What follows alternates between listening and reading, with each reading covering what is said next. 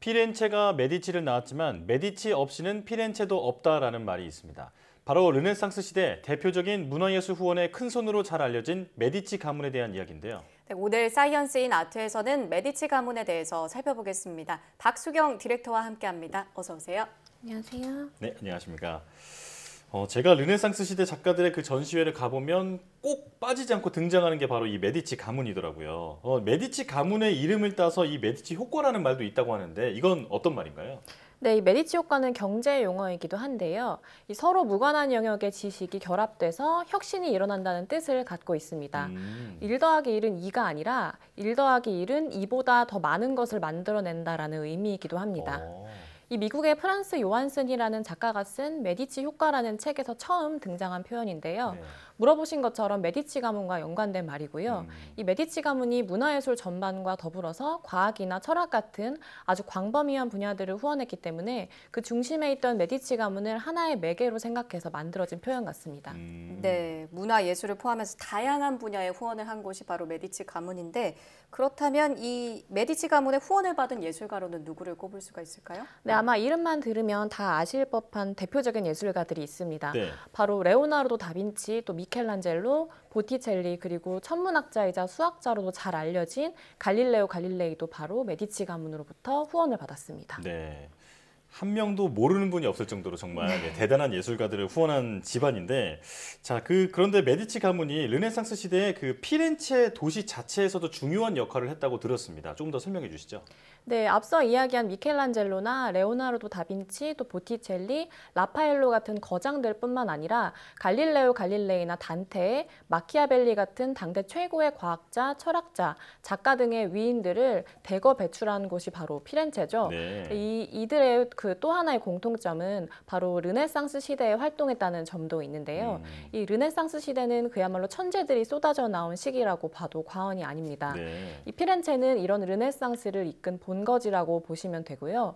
또 서양의 문화예술의 뿌리이기도 합니다. 이 피렌체가 오늘날에는 인구 30만 명 정도 되는 규모가 그렇게 크지 않은 도시인데요. 네.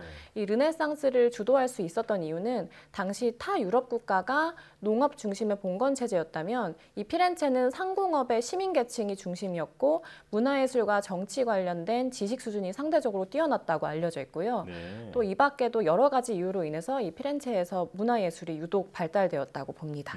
네, 서양 문화예술의 뿌리라고 할 수 있는 이 피렌체. 이 피렌체에서 메디치 가문의 영향력은 어땠습니까? 네, 먼저 당시의 피렌체는 오랫동안 권력 다툼이 있어 왔는데요. 이 정치적으로 혼란스러웠던 시기에 메디치 가문이 피렌체로 이주를 오게 됩니다. 예. 이 메디치 가문이 본격적으로 피렌체를 지배한 시기는 15세기부터 18세기까지인데요. 사실 메디치 가문이 애초부터 크게 부유하거나 높은 신분을 가지고 있던 건 아닙니다. 이 조반니 디 비치 메디치가 은행업으로 크게 부를 축적하면서 가문이 급격하게 성장하게 된 건데요.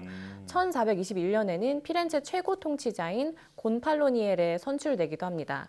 이 조반니는 권력을 가진 후에도 귀족들보다는 오히려 평민의 입장에서 목소리를 냈고요. 그러면서 또 교황청의 지지도 받았다고 합니다. 이 메디치 가문에 대한 긍정적인 여론 때문에 당시 유럽의 귀족들이나 왕가들은 메디치 가문이 운영하는 은행을 신뢰했다고 하고요. 이 교황청의 주 거래 은행이 되기도 합니다. 15세기에 이미 유럽 최고의 은행을 선점하게 되고요. 그 외에도 상업이나 다른 사업을 통해서도 많은 부를 축적합니다. 최고 전성기 때 메디치 가문의 자산이 지금의 가치로 약 140조 원이 넘는다고 추정되는데요. 특히 피렌체뿐만 아니라 타 유럽 국가의 명문 가문과도 교류하고 또 혼인을 맺기도 하면서 안팎으로 세력을 넓혀 나갔습니다. 네. 부와 명예와 또 권력까지 모두 거머쥔 그야말로 최고 명문가라고 할 수 있을 텐데, 그렇다면 메디치 가문이 언제부터 왜 문화예술을 후원하기 시작한 건가요? 네, 우선 메디치 가문의 문화예술 후원의 역사를 간단하게 훑어보면요. 앞서 이야기한 조반니부터 이미 예술가들을 후원했습니다. 네. 요즘 국내 미술 시장이 이전에 비해서 호황기를 맞이하면서 미술품 수집하는 사람들이 늘어난 것처럼요. 이때 피렌체 또한 문화예술 분야가 발달되어 있었기 때문에 그런 분위기의 영향도 있었고요. 또 가문이 쌓은 부와 권력을 정치적, 군사적 세력 확장을 위해서 쓰는 대신에 문화예술을 후원하면서 르네상스라는 황금기를 지배한 점에 주목할 수 있겠습니다. 예. 이 메디치 가문은 원근법을 최초로 회화에 적용하면서 서양 미술사의 근간을 만든 마사초를 포함해서 수많은 예술가들을 지원했고요. 또 조반니 디 비치의 아들인 코시모 디 조반니 데 메디치도 중요한 인물인데요. 이 코시모는 어린 시절부터 아버지를 보고 배웠기 때문에 경영과 정치는 물론이고 문화예술에도 굉장히 조예가 깊었다고 합니다. 이 외교 정책에도 뛰어나서 피렌체의 국부라고 불리울 정도로 칭송받는 존재였는데요. 코시모는 아버지인 조반니가 지원했던 예술가들은 물론이고 더욱 많은 예술가들을 지원했습니다. 네, 아버지에 이어서 아들까지 예술가들을 후원하는 모습을 볼 수가 있는데 이 메디치 가문의 후원은 계속해서 이어지나요? 네, 코시모의 아들인 피에로 그리고 피에로의 아들인 로렌초 디 피에르 데 메디치가 이어서 권력을 세습받습니다. 이 로렌초 시기가 바로 피렌체 문화예술이 최고의 번영을 이루는 시기인데요. 이 로렌초가 메디치 권력을 이어받았을 때가 20살의 나이였는데요. 젊은 나이임에도 불구하고 예술적인 안목이 특출났기 때문에 위대한 예술가들을 훌륭하게 후원했습니다. 그중에는 잘 알려진 미켈란젤로도 있고요. 또 로렌초가 미켈란젤로를 양자로 삼기도 했다고 합니다. 이 로렌초가 예술품 수집을 즐기기도 했는데 사실 그것보다도 예술가를 후원하는 걸 더 좋아했다고 알려져 있고요. 이 동시에 본인이 직접 시를 쓰기도 할 정도로 예술에 푹 빠져 있었다고 합니다. 이렇게 메디치 가문은 18세기까지 르네상스 문화예술계를 물심양면으로 크게 후원합니다. 예. 네, 대를 이어서 후원하는 모습인데 대표적으로 소개해 주실 만한 후원받은 작가는 또 누가 있을까요? 네, 로렌초는 비너스의 탄생 작품으로도 잘 알려진 산드로 보티첼리도 적극적으로 후원했는데요. 특히 이 보티첼리의 코시모 메디치의 메달을 든 남자의 초상이라는 작품이 있는데요. 이 작품에 등장하는 모델의 신원이 정확히 밝혀지지는 않았지만 로렌초를 모델로 한 작품이라는 해석이 있습니다. 또 비너스의 탄생에 등장하는 여성은 로렌초의 동생인 줄리아노의 연인이기도 했던 시모네타가 모델인데요.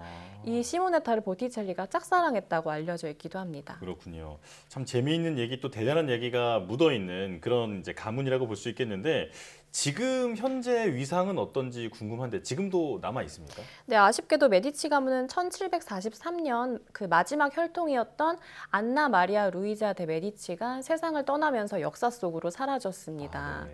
네, 메디치 가문이 소유하고 있던 막대한 재산과 예술품들은 피렌체 밖으로 반출하지 않는다는 조건으로 모두 피렌체에 기증됐고요. 사실 그보다 더 전인 1494년에 그러니까 로렌초가 43세의 나이로 세상을 뜬 지 2년 뒤에 이미 메디치 은행은 파산했는데요. 이 로렌초는 문화예술에는 아주 조예가 깊고 안목이 뛰어났지만 경영적으로는 크게 재능이 없었다고 합니다. 그 외에도 여러 가지 문제가 있었다고 하고요. 코시모 데 메디치는 일찍이 사람이 사라져도 예술은 남는다라는 명언을 남겼다고 전해집니다. 네, 그야말로 피렌체와 메디치는 뗄래야 떼놓을 수 없는 사이 같은데 실제로 이 미술 시장에서 메디치 가문과 같은 역할을 중요하게 보고 있습니까? 네, 보통 이 미술품을 수집하고 작가를 후원하는 아트 컬렉터가 있는데요. 아트 컬렉터가 바로 이런 메디치 가문의 역할과 비슷한 맥락입니다. 이 아트 컬렉터의 역할이 미술 시장에서 굉장히 중요하기도 한데요. 작가와 작품의 가치를 알아보고 후원하는 역할을 하기 때문입니다. 나는 100% 오로지 투자 목적이다라면 좀 다른 이야기겠지만 보통은 컬렉터가 작가의 작품을 소장하고 또 노출하고 홍보하면서 작가의 성장에 일조하는 경우도 있고요. 국내외 컬렉터 중에는 자신의 미술품 컬렉션에 어떤 테마를 정해두고 컬렉팅을 하기도 합니다. 예를 들면 국립현대미술관에 기증된 이건희 컬렉션도 국내외 미술사에서 유의미한 작품들이 많기 때문에 이 미술관 측에서 연구에 큰 도움이 될 예정이라고 감사를 표했던 것도 이 기관을 넘어서 한국의 미술사 연구에 긍정적인 영향을 미칠 정도의 컬렉션이기 때문이기도 합니다. 네. 자, 오늘은 네로라 하는 예술가들의 둥지가 되어준 메디치 가문에 대해서 알아봤는데요. 더불어서 예술가가 재능을 꽃피울 수 있는 환경이란 무엇인가에 대해서도 생각해보게 된 그런 시간이었습니다. 자, 사이언스 인 아트 박수경 아트 디렉터와 함께했습니다. 고맙습니다.